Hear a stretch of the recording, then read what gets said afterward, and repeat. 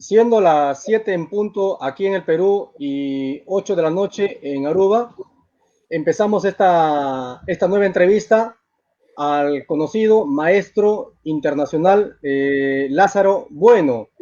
Bienvenido, maestro Lázaro, palabras de bienvenida. Bueno, saludos también y bienvenido y gracias por darme esta oportunidad de estar aquí con usted intercambiando. Maestro Lázaro, háblenos un poco acerca de sus inicios en el ajedrez. ¿Cómo así llega usted a iniciarse en el deporte de los 64 escaques? Bueno, mira, yo nací en un pueblo, bueno, nací en Santiago de Cuba, que es una provincia de Cuba, ¿no? Pero viví y me crié en Palma Soriano, que es un pueblo que es considerado un municipio o pueblo olímpico, porque tiene muchos campeones olímpicos.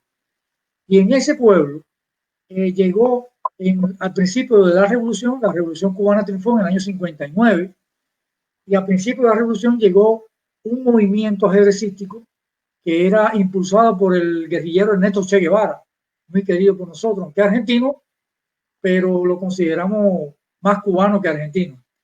Y gracias al apoyo del Che, y bueno, que también Fidel y la dirección del movimiento deportivo cubano y del gobierno apoyaban la masificación del deporte con el lema de el deporte, derecho del pueblo, pues el ajedrez estaba considerado también un derecho del pueblo. Y se creó un sistema de simultáneas en todos los lugares de Cuba. Y realmente yo surgí de una simultánea, porque nosotros en el barrio, eh, todos los juegos que llegaban, los jugábamos todos los compañeritos del barrio.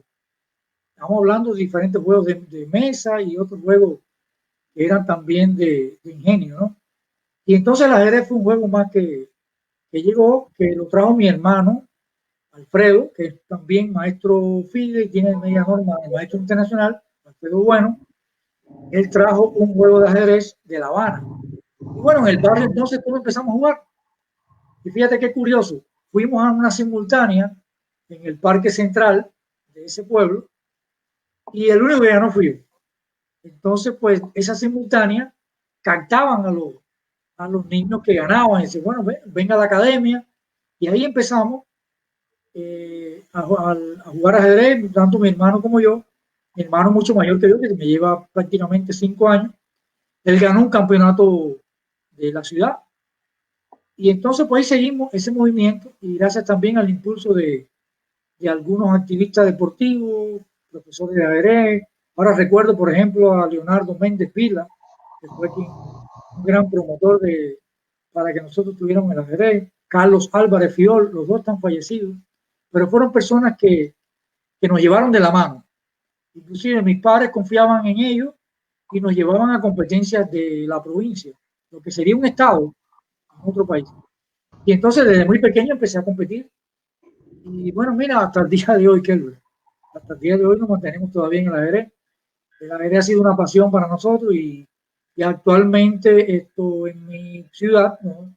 Palma Soriano, yo estoy entre las glorias deportivas de los 50 años de la revolución, cuando cumplió 50 años, y estoy muy orgulloso de pertenecer a ese pueblo y mi ciudad natal, Palma Soriano, que es un municipio de grandes campeones de béisbol como Pacheco, Quindelán, de campeones olímpicos del boxeo, de judo, en fin, es un municipio increíble, ¿no?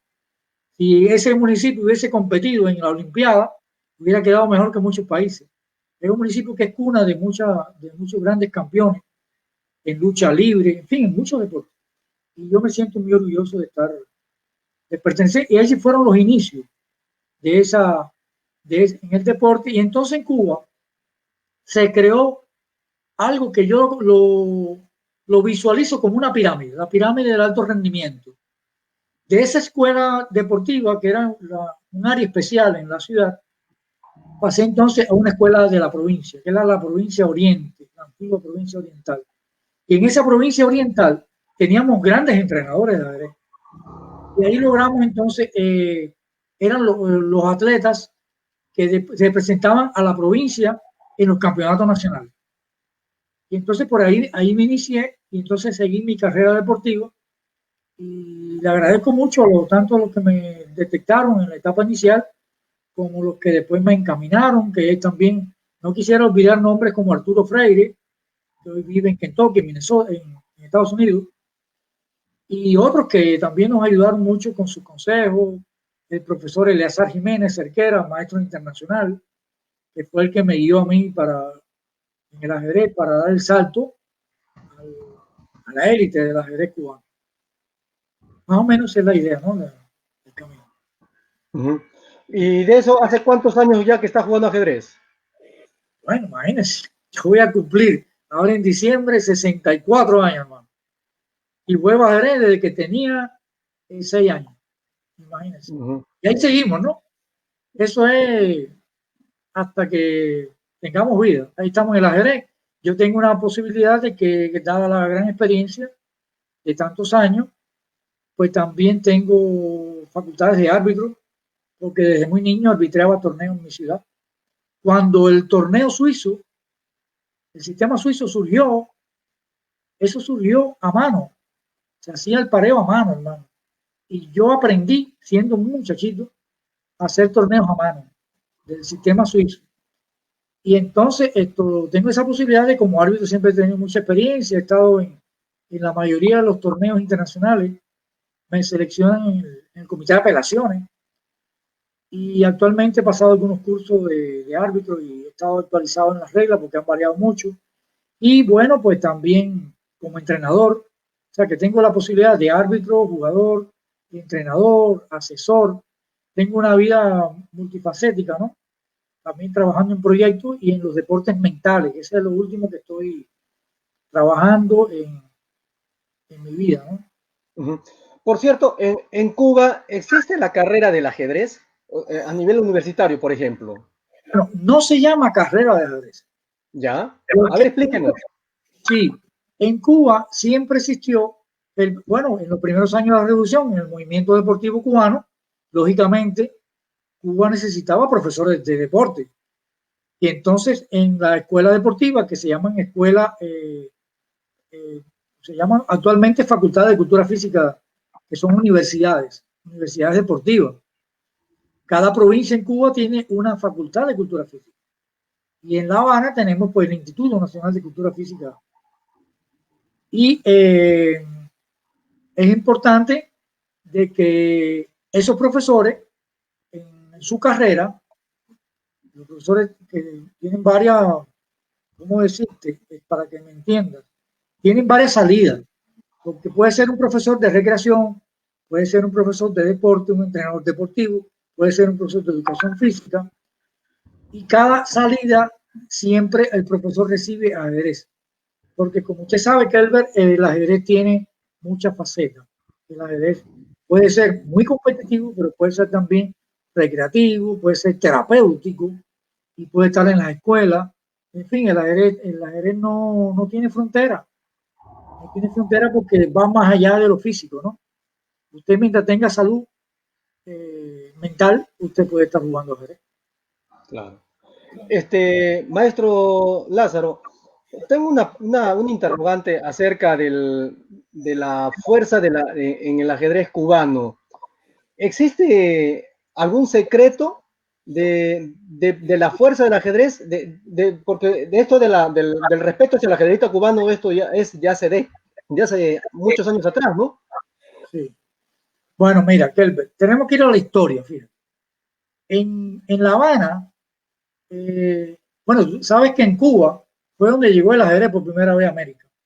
Yo pienso, no lo tengo documentado, pero yo pienso que en los barcos de los españoles que llegaron a Cuba, los primeros, traían algún juego de ajedrez. Es como que cuando usted va a la playa, usted va ahora a la playa y usted se lleva a lo mejor un juego de ajedrez, un juego de dominó. ¿Para qué? Para en el tiempo de ocio, de recreación, jugar, ¿no?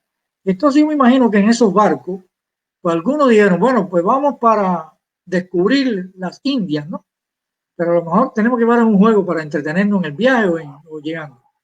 Y entonces está documentado que el escribano de Diego Velázquez y otros que trabajaron con él introdujeron el ajedrez en Cuba y en América.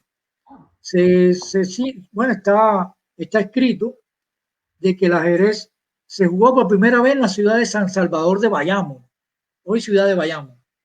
Yo discrepo un poquito de eso porque hay un proverbio chino que dice, si vas a creer todo lo que lees, no leas. Entonces yo siempre he tenido mi duda, porque si el personal que iba con Diego Velázquez a descubrir, ¿no? O sea, a hacer o sea, a sentarse en Cuba, ellos llevaron el ajedrez. Yo pienso que eso primero tuvo que estar en Santiago de Cuba, porque en Santiago de Cuba, ciudad donde yo nací, una de las ciudades más bellas de Cuba, en esa ciudad está la casa, se conserva como museo la casa de Diego Velázquez. Y la primera villa, recordemos que fue la de Baracoa. Entonces, yo pienso que a pesar de que en Bayamo estuvo documentado, estoy seguro que en las primeras villas de Cuba llegó el ajedrez. Pero bueno, vamos a darle el título a Bayamo. En el Parque Central de Bayamo hay una placa que dice que ahí fue donde por primera vez se jugó ajedrez en Cuba. Y entonces ese movimiento ajedrecístico, que también tuvo un momento importante con el padre de la patria, que es Carlos Manuel de Céspedes. Carlos Manuel de Céspedes es el padre de la patria en Cuba. Y él fue una gente muy preparada en Europa, sobre todo en Francia, y él tradujo del francés al español las leyes del ajedrez en un periódico que se llama el periódico El Redactor, periódico que se conserva en la Biblioteca Elvira Cape de Santiago de Cuba, y periódico que yo vi con estos ojos que tengo aquí. Y realmente el aporte que hizo Céspedes al ajedrez fue muy importante, inclusive lo consideramos el padre del ajedrez en Cuba. Bueno, pues a partir de ahí, hermano, se logró crear un movimiento ajedrecístico quizás aislado, ¿no? Y tuvo su fuente de inspiración fundamental en La Habana. Y se creó el Club de Ajedrez de La Habana, que en algún momento fue llamado el Dorado del ajedrez. En ese club se celebraron campeonatos mundiales en aquella época, y también pasó por allí el Turco, que era una especie de una máquina de jugar ajedrez, que era una trampa, pero bueno, pasó por La Habana, todavía no se había descubierto que era una trampa, y el Turco entonces pasó por La Habana, o sea, se mostró porque La Habana era considerada el dorado del ajedrez.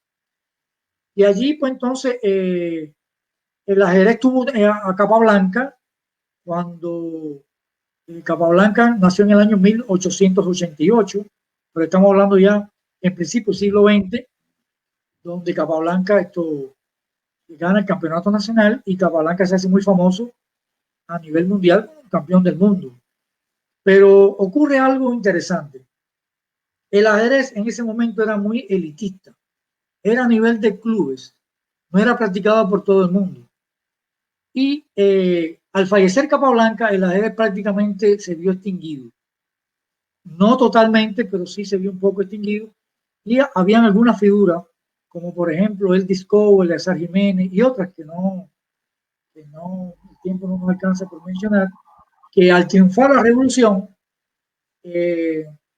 ellos continúan jugando ajedrez. Ellos no abandonan el país.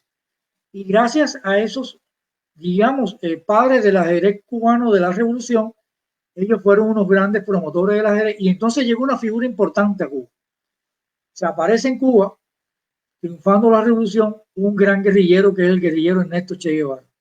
Y el Che entonces como es un practicante sistemático del ajedrez, fíjate que el Che visita la Olimpiada de 1939 en Argentina para ver a Capablanca.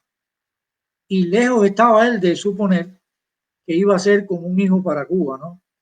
Y entonces el Che, cuando triunfa la revolución, él venía practicando el ajedrez desde los preparativos de la expedición del Granma, que jugaba con el general Alberto Bayo, que era el preparador militar de esa tropa. Bayo jugaba muy bien ajedrez, igual que Che. Y entonces cuando ellos llegan a la Sierra Maestra, después de muchas vicisitudes, ahí el Che continuó jugando ajedrez. Y al triunfar la revolución, pues el ajedrez nunca se separó de él. Él siempre en su mochila, como guerrillero, llevaba siempre un jueguito de ajedrez.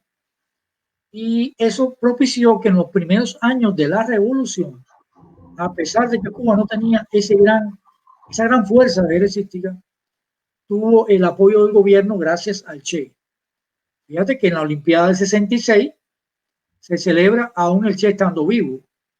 Y bueno, aunque no estaba en Cuba, estaba en Bolivia, peleando allá en su tierra, Fidel ocupa su lugar y entonces Fidel esto, asiste a la Olimpiada del 66, donde estuvieron, imagínate, Fischer, Spassky, Petrosian, todo. El equipo ruso era un equipo monstruo y había jugadores de la élite mundial.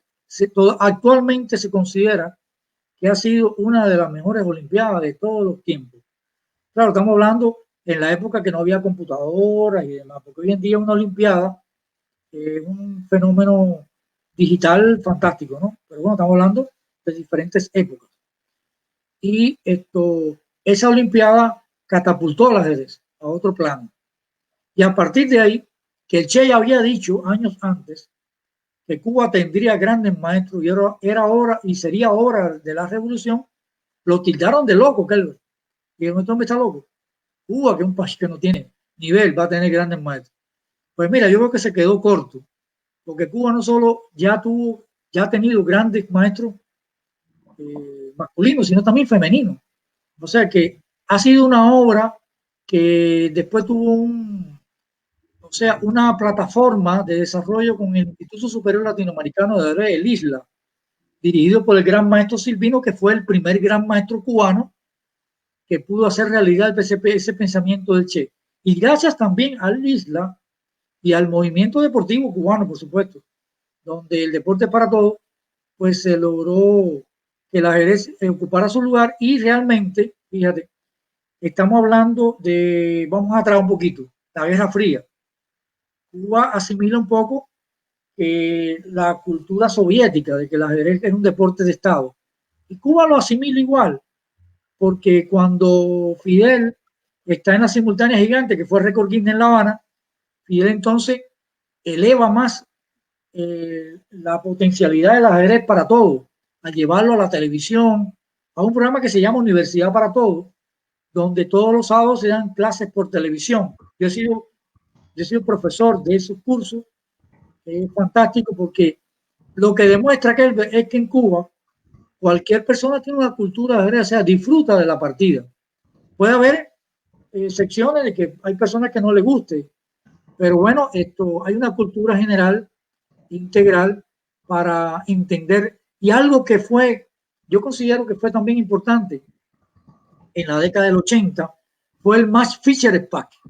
Ese match se siguió jugada a jugada, fíjate, en cada municipio en Cuba. Y muchos pensarán, bueno, los cubanos le iban solamente a Spassky. No, había dividido, porque como nosotros tenemos en el deporte, que le vamos siempre al país del continente. Por ejemplo, Brasil contra Francia. En Cuba todo el mundo le va prácticamente a Brasil, ¿no? Al país del continente, en el fútbol. Y en Cuba esto, siempre estamos, queremos que ganen siempre los países del continente, de América Latina, de América en general, ¿no? Y bueno, fue un match que realmente fue increíble. Yo recuerdo que era, bueno, jovencito, muy pequeño, y en las tiendas tienen una vidriera, o sea, un shop, ¿no? Donde usted ve la mercancía, que es el que vende la tienda, y ahí se pusieron juegos de ajedrez. Entonces, las jugadas se transmitían por Radio Rebelde, jugada a jugada. Y nosotros íbamos de la casa, estábamos como a 100 metros, a esa tienda y hacíamos la jugada y el público afuera seguía el match. Y entonces salíamos y empezábamos a conversar con la gente. Bueno, ¿y qué tú crees? ¿Quién está ganando? Mucha gente ni sabía de ajedrez. Pero le explicábamos, porque había tensión, porque ese match fue el match del siglo.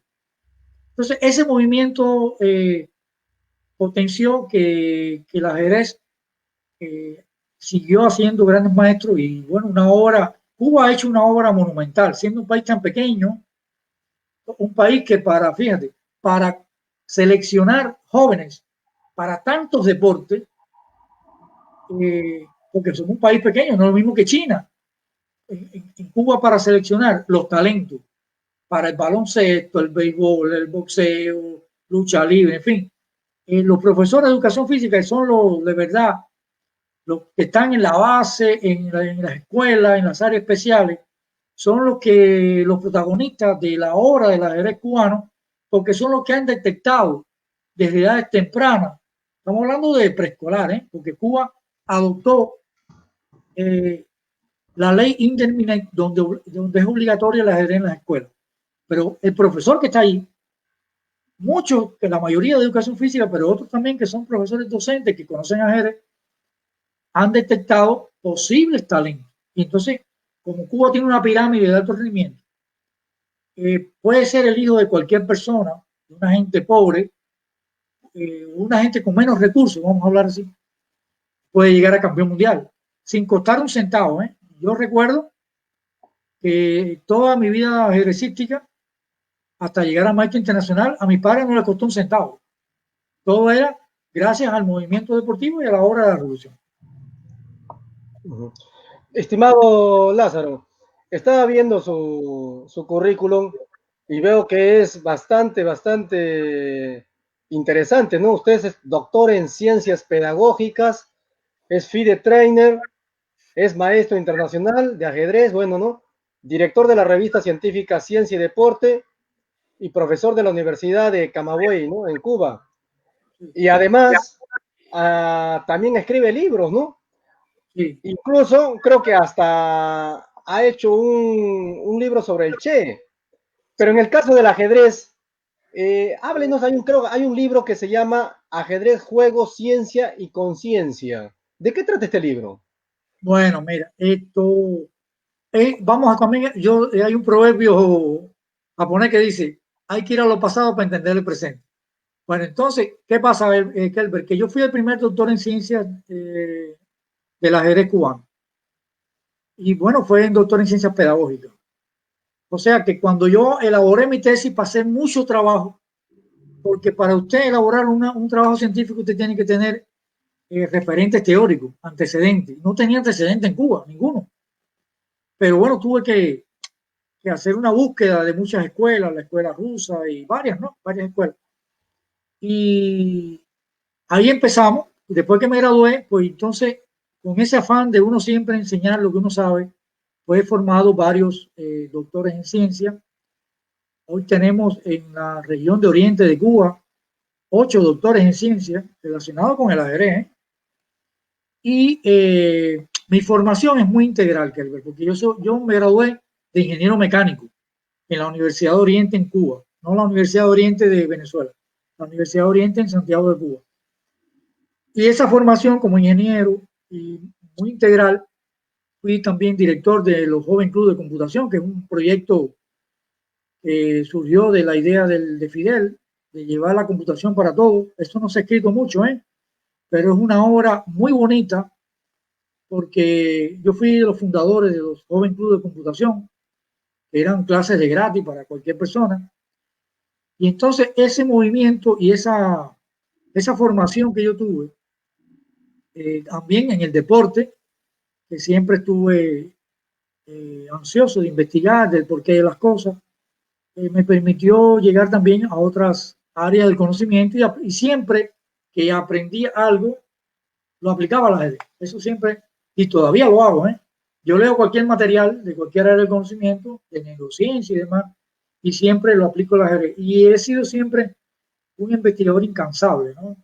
Realmente le agradezco mucho a los profesores míos que me formaron en la universidad y en los niveles precedentes, porque me inculcaron esa idea de investigar, ¿no? De siempre dudar lo que uno lee y siempre ver el porqué de las cosas. Eso es muy importante y en el ajedrez es importante. Y algo que fue muy bueno para mí fue cuando la Comisión Nacional de Ajedrez, en la persona de Carlos Rivero, que es el actual presidente de la federación, pues me da la tarea de llevar el equipo femenino a la Olimpiada de Bakú. Y para mí fue otra enseñanza. Yo he pasado muchos doctorados, doctorados prácticos. Uno fue ese, después te voy a explicar el otro en Venezuela. Ir a la Olimpiada de Bakú con 5 grandes maestras en un equipo era un reto como entrenador. No es fácil llevar un equipo multifacético con diferentes gustos y demás. Y quedamos muy bien en esa Olimpiada y para mí fue un aprendizaje, para mí fue una realización porque lo más grande que puede tener un atleta es ir a una Olimpiada. Esa es la fiesta del deporte, ¿no? Ver ahí a Carlsen, ver a Nakamura, ver a todos los monstruos del ajedrez. Y, y eso fue algo importante, esa tarea que me dieron como entrenador, por eso me hice de FIDE Trainer. Y entonces aquí en Aruba, pues estoy ahora entrenando las selecciones olímpicas como una beca postdoctoral, porque siempre uno tiene que aprender, uno cree que se la sabe toda, Gelbert, y realmente cuando tú vas a la práctica es que tú ves la verdad de lo que has visto en la teoría, ¿no? Y yo he aprendido muchísimo aquí. Otra experiencia muy grande fue que estuve en Venezuela como parte de la misión deportiva cubana del 2005 a 2008, prácticamente en los primeros años de esa misión deportiva.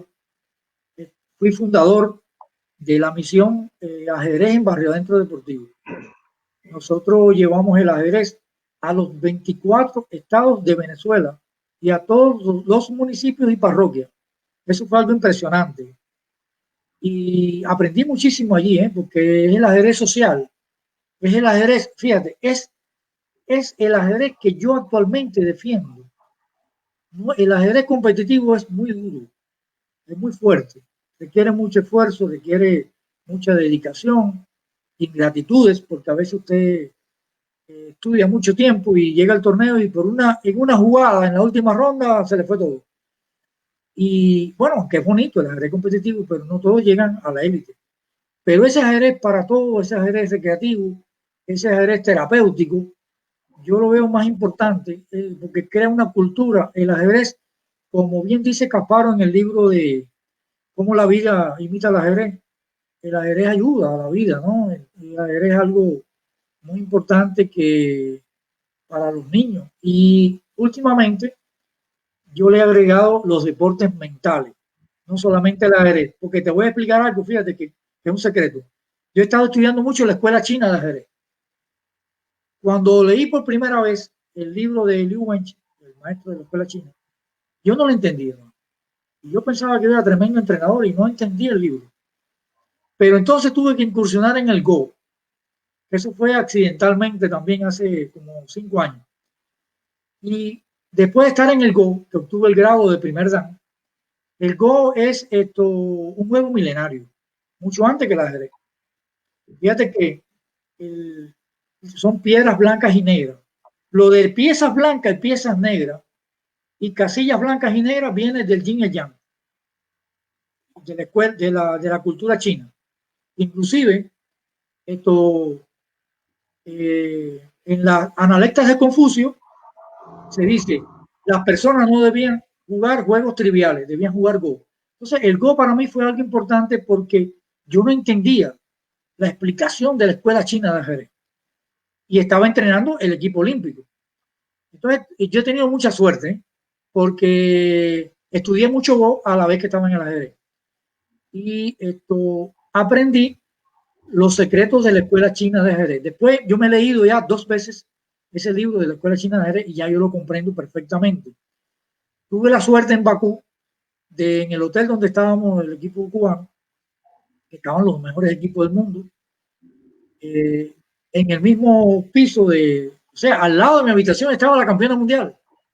Imagínate, cuando constantemente estábamos ahí intercambiando y yo me estaba fijando mucho en todo lo que hacían fuera del tablero de ajedrez. Y aprendí muchísimo ahí de cosas que ellos hacen que son muy útiles. Y yo tengo también otro secreto que aprendí de entrenar la selección femenina porque ocurre lo siguiente, Kelvin.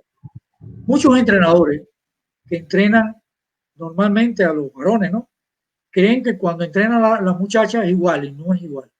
El entrenamiento es diferente y es un error que se comete mucho actualmente en muchos países del mundo que entrenan a las muchachas igual como si fueran los varones y no. Son seres diferentes que tienen diferentes formas de asimilar y bueno, otras cosas más que son de asimilación, de la posición, de estrategia, táctica, lo ven de diferentes formas, y hay otros componentes que son importantes para la toma de decisión en la partida. Y los entrenadores no conocen eso, entonces cometen errores a la hora de entrenar ambos sexos. Y entonces la experiencia tanto de Venezuela como de Bakú, la Olimpiada, como ahora aquí en Aruba, que estoy poniendo en práctica diferentes metodologías del ajedrez, que todo eso está muy en crisis. Las metodologías del ajedrez, yo considero que tienen alguna falla. Y para mí ha sido también un aprendizaje. Uno cree que a veces es un error saber que uno se la sabe toda y no se la sabe toda. La práctica es quien te dice, es el criterio de la verdad. Con respecto bueno, estaba hablando usted de China, bueno, de la escuela china, la escuela, bueno, por ejemplo, la escuela rusa, la escuela de la India. Comparado con la escuela cubana, la brecha entre Cuba y estos países y estas escuelas de estos países en estos últimos años ¿se ha acercado o se ha ampliado la brecha? ¿Cómo lo ve usted? Bueno, yo lo veo de la siguiente forma. A inicio de la revolución estábamos muy lejos porque además China empezó a practicar ajedrez. Yo recuerdo que yo fui a un mundial estudiantil en México y ahí en esos años eran los primeros equipos chinos que incursionaban, aunque perdían, pero a mí me llamaba mucho la atención la disciplina del equipo.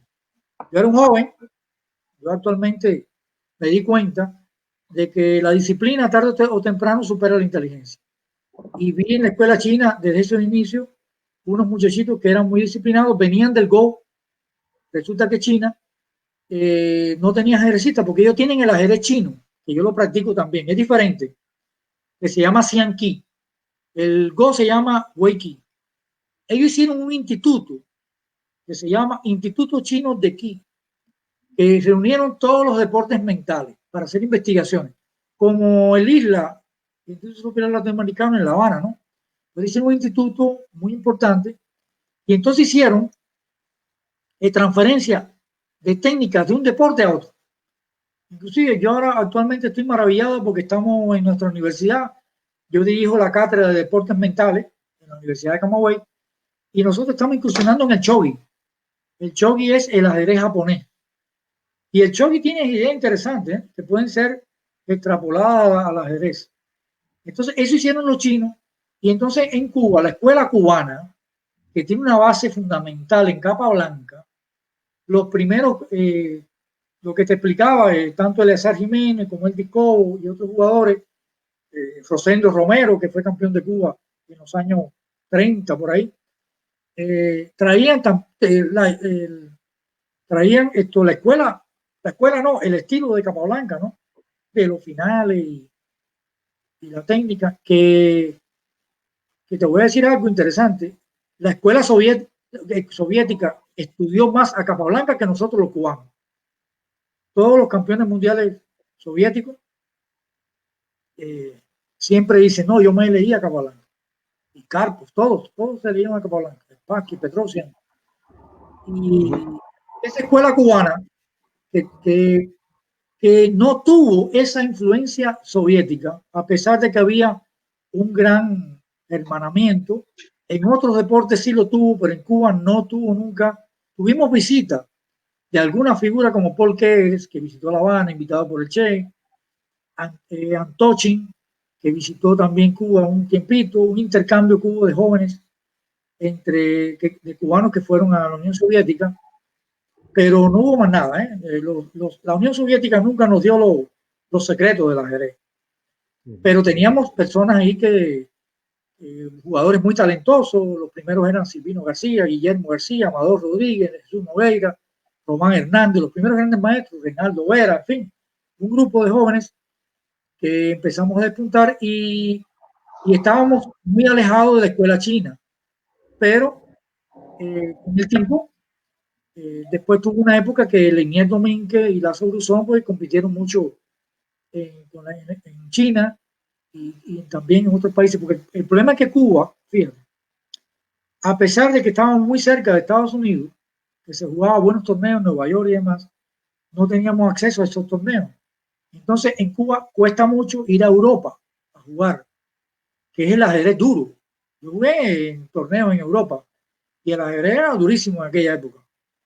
No es lo mismo venir a América Latina a jugar torneos, con la disculpa de los jugadores que son muy buenos también en América Latina, pero la élite estaba en Europa. Y entonces ir a China es mucho más lejos, ¿no? Entonces, a raíz de, de este intercambio también deportivo que ha tenido Cuba, se han invitado a los torneos Capablanca jugadores chinos, Yu Yanji y otros, ¿no? Que han visitado. Y realmente no hay una influencia de la escuela china de ajedrez en Cuba. Más bien Cuba ha creado su propia escuela, que es una escuela basada en las bases de Capablanca, con influencia también de los campeones mundiales de la época, de Fischer, de los soviéticos, ¿no? Por supuesto. Y, y Cuba ha creado su propia escuela. Yo pienso que eso es gracias también a esos primeros grandes maestros que tuvimos en el triunfo de la Revolución y a la obra de un equipo de trabajo de la Federación Cubana de Ajedrez y de la Comisión Nacional de Ajedrez. Pero Cuba se ha creado su propia escuela. Sí. Amigo Lázaro, háblenos acerca del ajedrez en las escuelas en Cuba. ¿Está implantado? ¿No está implantado? ¿Cómo es el sistema de enseñanza a nivel escolar del ajedrez? Bueno, cuando te hablé de la simultánea, que yo surgí cuando el Che empezó a promover la simultánea de ajedrez.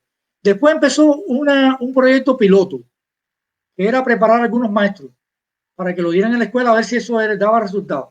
Eso dio resultados y entonces el ajedrez se creó como un regla, una directiva del INDER y el MINET. El INDER, Instituto Nacional de Deporte y Recreación, que actualmente está en Cuba, y el Ministerio de Educación. Se creó una resolución INDER-MINET donde el ajedrez es obligatorio en las escuelas. Así estuvo muchos años. Fíjate que yo trabajo en la Universidad de Camagüey y actualmente yo trabajo hace 30 años en esa universidad. Y actualmente, durante toda esa etapa, todos los niños que llegaban a diferentes carreras ya sabían ajedrez desde la primaria. Entonces Cuba tiene, bueno, estamos hablando del ajedrez obligatorio en la escuela, pero obligatorio no tampoco de que tenían que llegar a ser campeones. Era un ajedrez para todos, vamos a hablarlo así. Lógicamente, de ese movimiento en las escuelas, los niños que más se destacan, esos profesores que son iniciadores del ajedrez, que no tienen más nivel, fíjate, hay excepciones, hay jugadores que son expertos y maestros que a lo mejor trabajan en la escuela. Pero en esos inicios, esos jugadores llevaban a los niños a las academias provinciales. Cuba tiene más de 125 municipios. Cada municipio tiene su academia, que es como el club, lo que en Cuba se llama academia de ajedrez. Entonces, esos niños son llevados a la academia porque el profesor lo lleva, le dice, mira, aquí yo creo que este niño es un posible talento, ¿no? Él lo detecta. Y entonces, en esa academia lo atienden y lo desarrollan.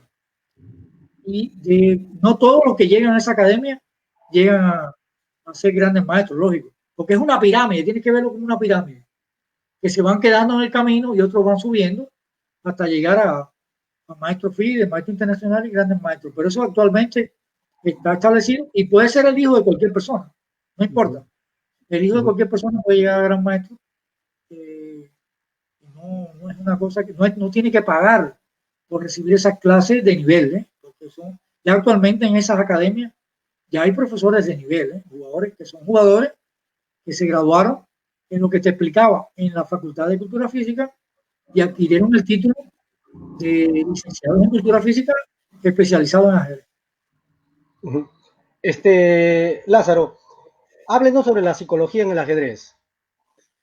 Bueno, hermano, la psicología, tú me estás pichando ya slider como en el béisbol.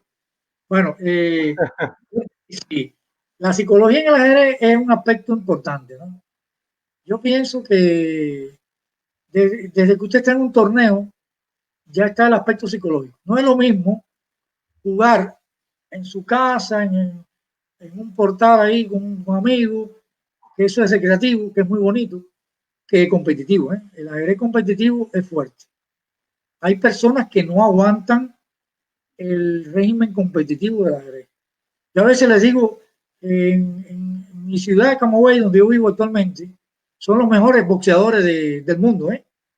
Camagüey tiene varios campeones olímpicos de boxeo actualmente, pero todos juegan ajedrez. A mí me llamaron un día para que les enseñara ajedrez y fui allá y les expliqué el ajedrez y todos saben ajedrez, porque hay un video de un español que a mí me gustó mucho, que hace un símil entre el boxeo y el ajedrez, entre el ring de boxeo como el tablero, y ahí es lo más bonito.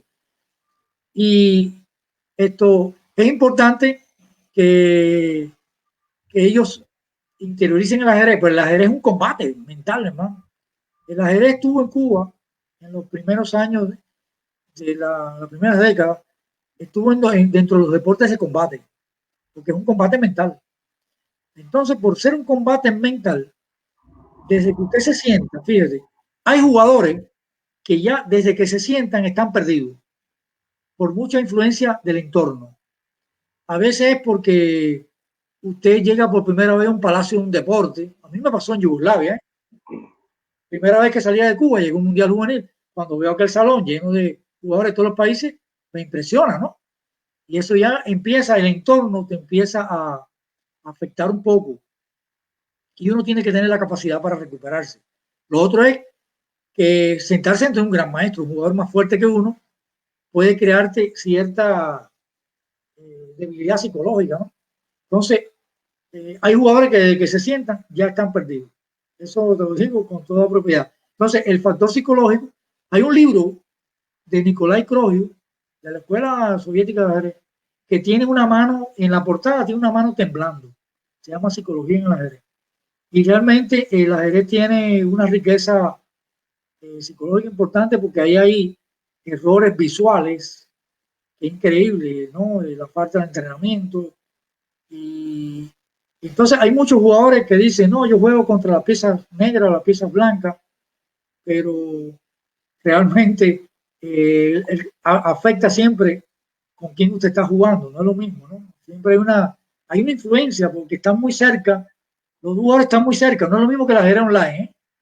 El ajedrez presencial, usted tiene jugador enfrente, tiene una mente enfrente que quizás esté irradiando algo que le puede influenciar. Yo estuve una vez al lado de Karpov en Santa Clara en una simultánea gigante y cuando yo me sentí, yo estaba al lado de Karpov, yo sentí algo que yo no puedo explicarte, pero algo que me, no sé, siempre el contrario te puede afectar. Yo tuve la particularidad que siempre contra jugadores fuertes me crecía. Tuve esa particularidad, ¿no? Y entonces el ajedrez tiene eso, que a veces tú tienes un jugador más flojo, te confía, y ahí viene el error. Entonces, constantemente, desde el punto de vista psicológico, la concentración es la clave de la victoria. Yo recuerdo un gran maestro que vivió muchos años en Camagüey, el gran maestro sueco Ulf Andersson, tuvo matrimonio en esa ciudad, y Andersson era un ejemplo de concentración en la partida. Andersson se sentaba a jugar y cuando usted lo veía que se paraba de la mesa, era porque ya estaba ganado y el contrario no quería rendirse. Pero la concentración, yo creo que es un gran por ciento. Yo creo, bueno, yo considero que la táctica es un gran por ciento de la victoria, pero la concentración en el ajedrez es importante porque usted puede tener, fíjate, una gran preparación de meses con el mejor entrenador del mundo y usted jugar el mejor torneo del mundo y en la última ronda un desliz y todo se le va, hermano, todo se le va. Y algo importante que tiene el ajedrez. Por ejemplo, usted está jugando un partido de fútbol. Ay, tú eres Messi, Calvert. Metes un gol y bueno, pues libera la energía, como hacen los grandes futbolistas cuando logran anotar un gol. Ellos liberan esa tensión de la competencia en lo físico, se libera en el baloncesto cuando usted anota una canasta, que es la que da la victoria. Usted brinca, usted entiende. Y entonces en lo físico, usted tiene la posibilidad no solamente que en la actividad física, sino que la emoción en ese momento usted la puede exteriorizar. En el ajedrez, no, que en el ajedrez usted le gana a Carlsen y usted tiene que quedarse calladito ahí con Carlsen. Y bueno, ver ahí la posición, pero usted quisiera dar brinco que le ganó a Carlsen, ¿no? Y así cuando pierde con un jugador muy malo, usted tiene también que quedarse tranquilo. Y esa emoción se queda retenida. Por eso, el ajedrecista debe tener una buena preparación física y sobre todo en la capacidad que se llama resistencia, que es hacer mucha actividad aeróbica. ¿Para qué? Para que en una partida usted pueda aguantar tantas horas de tensión y tantos días y años, ¿no? Porque el ajedrez es un deporte longevo. Entonces la psicología acompaña mucho al ajedrecista, de verdad, Así durante es. la vida.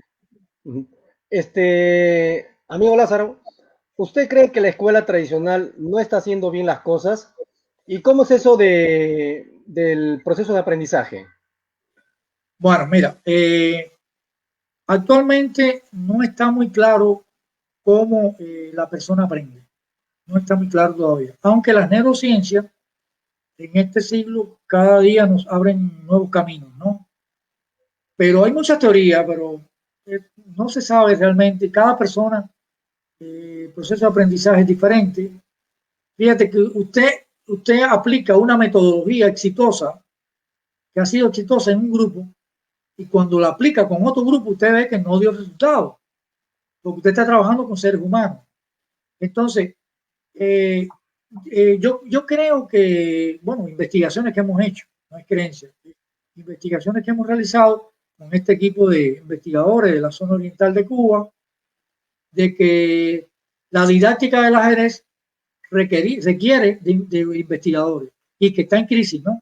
Porque el ajedrez, yo lo considero, en ese libro que usted mencionó de ajedrez, juego, ciencia y conciencia, que se lo voy a relatar, que el ajedrez es un juego basado en patrones por niveles. En el libro de ajedrez, juego, ciencia y conciencia, lo que hicimos fue una recopilación de todas las tesis doctorales realizadas en Cuba hasta el momento de publicarse el libro. Ahí está, por ejemplo, la tesis del doctor Darwin, que es la primera tesis en Cuba de masificación de un deporte, fue del ajedrez, donde se crearon las bases científicas de cómo masificar el ajedrez en una comunidad, que es lo que yo estoy haciendo aquí en Aruba. Yo aquí en Aruba estoy aplicando los resultados científicos del doctor Darwin, que bueno, fue mi aspirante, yo fui el tutor de él de su tesis, aunque le aporté mucho, pero él aportó también muchísimo a los resultados científicos. Y esto, realmente, yo no quiero decir que tengo la última palabra, pero yo estoy creo que en el camino de lograr descubrir cuál es la didáctica del ajedrez. Aquí estamos empleando unos métodos que son unos profesores, le llamo yo, de Holanda, unos libros, una colección que se llama STIP 1, 2, 3, 4 y 5, que a mí me gustó muchísimo porque se basa mucho en patrones también y me sirvió mucho para enriquecer la obra que estamos haciendo. Lógicamente tiene sus pequeñas deficiencias, no hay obra perfecta todavía en el ajedrez. Nadie tiene el camino derechito para llegar a gran maestro. Eso no lo tiene todavía ninguna metodología. Por ejemplo, en otros deportes, los entrenadores tienen muy establecido cómo llevar un niño hacia el alto rendimiento. ¿Por qué? Porque son deportes de medición y es muy fácil y hay estudios de cómo realizar entrenamiento deportivo y lograr elevar las capacidades físicas, ¿no? Pero en el ajedrez no hay muchos estudios. Adolecemos de investigadores, de verdad, que quieran esto. Hay mucho por investigar en el ajedrez.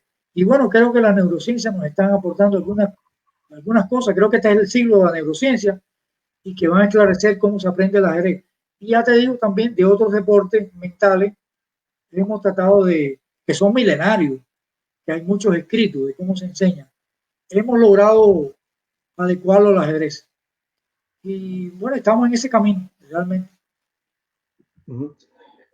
Por cierto, amigo Lázaro, ¿cómo es así que llega a este pequeño país de Aruba? Porque usted se encuentra en este momento allí, ¿no es cierto? Sí, yo estoy en Aruba. Aquí le llaman la Isla Feliz, una isla muy bonita. Después te voy a explicar cómo llegué y qué hemos hecho aquí. En la Olimpiada de Bakú pude conocer al equipo de Aruba. En la última ronda, el equipo que yo era el capitán, el equipo femenino de ajedrez, habíamos ganado la última ronda, quedamos empatados en el lugar 10, con éxito, fue el segundo mejor resultado de la historia del ajedrez femenino. Y ahí en ese día conocí por pura casualidad al presidente de la federación en ese momento, Octavio Cruz, y al equipo de Aruba, el equipo femenino. Y entonces ahí surgió la idea de que me pidieron de que si estaba en la disposición de ir posteriormente a Aruba. En ese momento no podía, estamos hablando de 2016. Y entonces, bueno, 2 años después se dieron las condiciones y tanto la Federación Cubana de Ajedrez como la universidad, en la persona de mi rector y el decano de la facultad, aceptaron que yo viniera para Aruba desde 2018. Y a mí me gustó porque nunca había estado en un entorno pequeño. Esta isla es más pequeña que la ciudad donde yo vivo, en Camagüey. Pero es una isla interesante porque tiene también una tradición del ajedrez de muchos años. Aquí, después de que tuvo el profesor Octavio Cruz como presidente de la federación, está el médico, el doctor Randy, que es un jugador de ajedrez también, ha participado en muchas olimpiadas, es el presidente de la Federación de Ajedrez de Aruba. Y la directiva actual, pues, me han dado muy buen apoyo. Realmente aquí he aprendido muchísimo, inclusive el mismo Randy tiene una teoría, la voy a adelantar, pero estaba patentada por Randy, que es la teoría de la ola, para hallar la mejor jugada en una posición. Las hemos ido perfeccionando porque uno siempre por no quedarse con aceptar cualquier teoría que no tenga fundamento, pero Randy la ha ido perfeccionando y ahí hoy terminamos el Campeonato Nacional de Ajedrez Absoluto y el equipo de Aruba en la Olimpiada Online dio un salto grande de lugares, porque siempre Aruba quedaba en los últimos lugares en las Olimpiadas. Y realmente porque hacía falta un preparador que tuviera una formación integral. Yo vine aquí también por un proyecto que se llama el proyecto, lo voy a hablar en papiamento, ajedrez está en barrio, el ajedrez va al barrio. Pero tenía la experiencia de Venezuela, primero, y de la tesis del doctor Darwin Ramírez. Y apliqué porque uno tiene que adecuarse al entorno. Lo que funciona en un lugar no tiene por qué funcionar en todos los lugares, porque usted trabaja con personas. Y entonces aquí pues adecuamos esa experiencia y empezamos a trabajar en los barrios. Yo le he enseñado aquí ajedrez a más de 1000 niños, lo que yo nunca había hecho en mi vida. Y esa experiencia de trabajar en la base, bien en la base, decimos la base, porque es donde surge el alto rendimiento desde los niños. He aprendido muchísimo y he aprendido mucho a detectar el talento ajedrecístico. Y aquí estamos en la isla de Aruba. Íbamos a ir a la Olimpiada de Moscú este año, en Moscú, en agosto, y fue suspendida. Y entonces la Federación de Ajedrez de Aruba pues, me pidió que estuviera un año más aquí en Aruba hasta la Olimpiada de Moscú. Y de ahí, bueno, pues me regreso a Cuba también, a mi trabajo, allá a la universidad y a mi gente, ¿no? Esa es la historia. Amigo Lázaro, ¿usted cree que aparezca un Capablanca moderno y de alguna manera destrone a Carlsen y compañía? Bueno, mira, eso es difícil, ¿eh? Tú me estás pichando duro. Tú eres pitcher de Grandes Ligas. Eres pitcher de Grandes Ligas. Mira, yo pienso que la genialidad de Capablanca era increíble, ¿eh? Alekhine lo dijo, era su rival. Cuando murió Capablanca, Alekhine dijo, jamás surgirá uno igual. Y yo creo que no ha surgido uno igual. Capablanca le preguntaban, ¿cuántas jugadas usted ve? Y él decía, yo veo una, la mejor. Él tenía un don para la intuición increíble.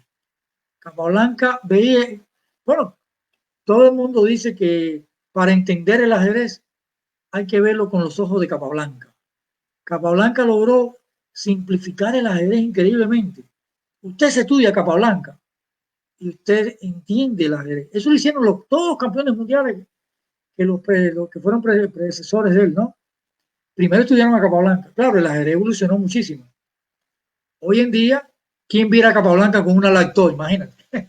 ¿Quién viera a Capablanca con una Lactoy, no? Yo pienso que sí, que surgirán jugadores muy fuertes también, pero el ajedrez está llegando a un momento que se está promoviendo mucho el ajedrez 960. Por cierto, a mí me gusta mucho porque yo soy el campeón de mi ciudad ahí, del ajedrez 960, porque no tiene que ver nada con apertura. Tienes que jugar ahí, improvisar. Pero yo pienso que el ajedrez no es que esté en crisis, pero se está buscando fórmulas. Inclusive hay una fórmula de que el ajedrez no haya enroque, que eso existe en el shogi, no es nada nuevo. Y yo pienso que sí, que surgirán jugadores talentosos, pero hay algo que, hay algo que yo sospecho de que a veces el conocimiento mata la creatividad. Muchas veces, ¿eh? Aunque el conocimiento es la base de la creatividad, pero muchas veces hay personas que son tan talentosas que entonces a veces el conocimiento como que le mata la creatividad. Eso ocurre mucho en el ajedrez y muchas áreas de conocimiento. Pero sí van a surgir jugadores también con mucho talento. Lo que pasa que, algo importante, le toca a los primeros maestros detectarlo. Porque cuántos Capablancas se nos habrán ido en muchos países hacia otros deportes o se han ido del ajedrez, ¿no? Entonces le toca a esos profesores que son los héroes anónimos detectar a esos niños que de edad temprana son genios, ¿no? Creo que esa es la respuesta que te puedo dar hasta ahora. Hace un momento dijo algo interesante. ¿Usted cree que el reglamento a nivel FIDE pueda cambiarse en algún momento y, por ejemplo, se elimine, póngase el enroque o se aplique el sistema 960 para eliminar las aperturas? Yo pienso que eso va a ir en paralelo. Eso va a costar mucho trabajo que el ajedrez elimine su estatus, ¿no? Pero hay un gran movimiento ahí últimamente del ajedrez 960, pero yo pienso que pueden ir en paralelo, el ajedrez de Fischer, ¿no? Y Capablanca lo propuso, Capablanca propuso crear dos piezas nuevas, el canciller, y no recuerdo el nombre de la otra pieza, de ampliar el tablero. Eso ocurrió en las damas de 8x8, que es muy sencilla, pero bueno, tiene su complejidad. La dama está, la de 10x10, la de 100 casillas. El ajedrez puede ser que tenga alguna transformación en los próximos años. Puede ser. Bueno, maestro Lázaro, mire que el tiempo pasa volando. Me gustaría que dé palabras finales acerca, digamos, ¿no? De lo que usted, si tuviera, digamos, palabras finales, ¿no? De que agregar, de comentarios. Tiene el tablero disponible para usted. Bueno, yo quiero agradecer a muchas personas, ¿no? Y agradecerte a ti personalmente por haberme invitado a esta entrevista. Esto para mí es un honor estar aquí con ustedes, dar mis experiencias. Nunca hay una obra acabada. Nosotros estamos imbuidos en muchos proyectos, inclusive con Carlos Mauri. Estamos trabajando en algunos proyectos novedosos para cambiar un poco la tónica del ajedrez escolar. Y estamos ahí, de verdad me siento muy agradecido por la oportunidad que me ha dado aquí la Federación de Ajedrez de Aruba. Y bueno, a ti personalmente por estar aquí en vivo con todo el público, ¿no? Muchas gracias. Bueno, maestro Lázaro, creo que ha sido un gusto tenerlo aquí en Torre 64 y seguro que vamos a tenerlo más adelante, ¿no? Y un fuerte abrazo y vamos a estar en contacto muy pronto. Cuando guste, estamos a la mayor disposición. El gusto es mío, de verdad, estar aquí, estar en Torre 64, primera vez que estoy en un canal así en vivo, dando tantas experiencias, ¿no? Para los que están en el ajedrez y los que quieran iniciarse. Oye, por cierto, antes de terminar, ¿cuál es su mejor libro de ajedrez? O alguno que quiera recomendar a los niños, digamos. Bueno, yo tengo una trilogía que está en Amazon, que es una colección que se llama Aprende ajedrez coloreando. Y está ajedrez para colorear 1, ajedrez para colorear 2 y Ajedrez para colorear 3. Te voy a decir algo interesante. Es una obra fantástica. Yo estoy experimentando con mis nietos. Yo soy como algunos investigadores que investigan primero con su familia, ¿no? Y con sus hijos.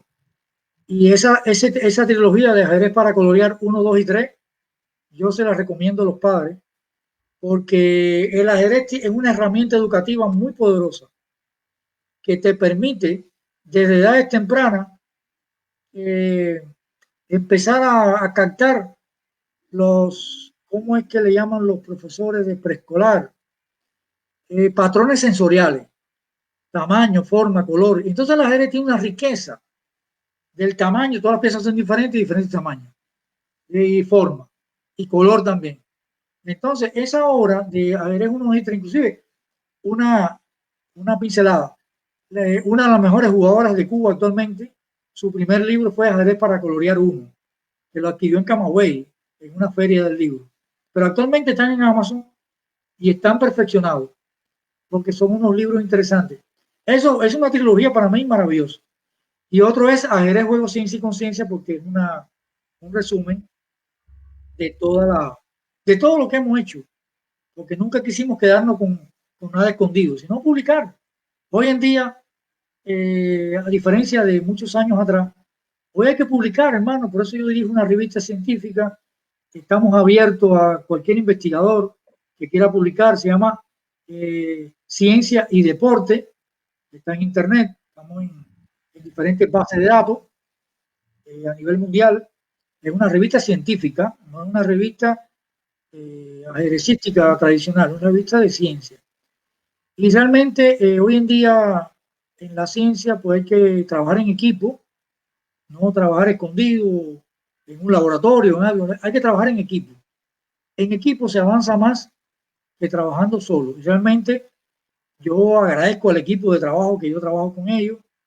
Son varias personas que también intercambiamos y hemos logrado éxito y pensamos seguir avanzando. Yo estoy trabajando en una obra que se llama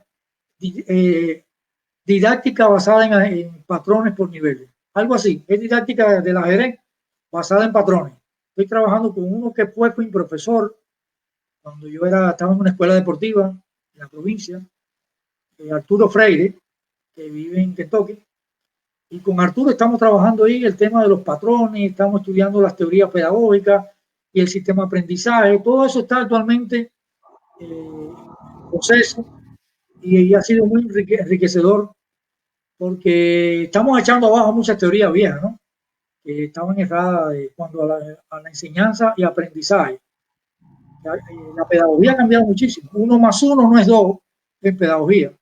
Y eso lo tienen que entender los padres y los niños, ¿no? Que la pedagogía es muy rica. Y realmente, bueno, esos son los libros más importantes. Yo tengo otros libros, pero esos los considero los más de mayor realización. Y seguimos escribiendo y publicando en las revistas que dirigimos. Bueno, estimado Lázaro, qué bueno saber de que usted sigue escribiendo libros y también tiene muy buenos libros, ¿no? Para ofrecer al público, tanto adulto como para los niños, ¿no? Y bueno, y creo que nos vamos a estar viendo en una próxima oportunidad. Conmigo ha sido hasta este momento, digamos, ¿no? Terminamos la transmisión y bueno, nos estaremos viendo en una próxima oportunidad, amigo Lázaro. Bueno, gracias, pues gracias. Y tengan un buen día. Listo, nos vemos.